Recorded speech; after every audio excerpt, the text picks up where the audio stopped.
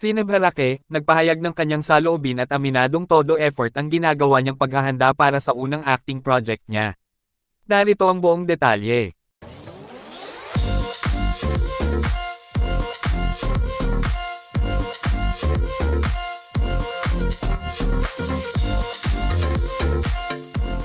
Hindi nga sukat akalain ng sikat na internet personality, na si Zineb Harake, na mabibigyan siya ng break sa showbiz dahil sa ilang beses na nga itong hindi natatanggap sa mga auditions, noon, para maging isang ganap na artista.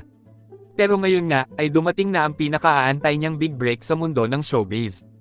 Dahil kabilang nga si Zineb sa cast ng 49th Metro Manila Film Festival movie entry na Kampon, na pinagbibidahan nina Beauty Gonzales at Derek Ramsey. At sa isang interview nga, ay nagpahayag si Zineb Harake ng kanyang saloobin patungkol sa unang acting project niya. Sobrang hirap niya. Talagang umiiyak ako para sa preparation nitong movie.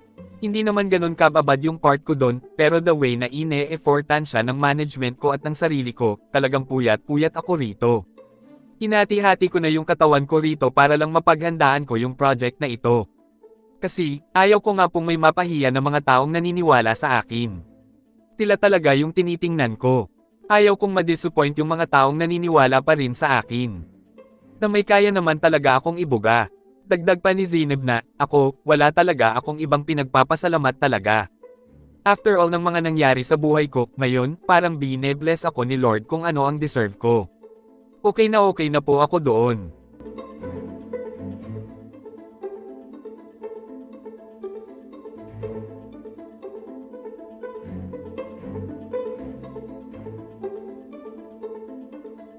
Kayo, anong masasabi nyo tungkol dito?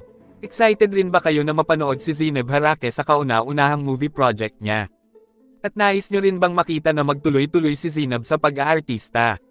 At kung ano ang inyong komento at saloobin, just comment down below at babasahin natin yan at pag-uusapan natin para sa ating susunod na video. Thank you for watching and see you on my next one.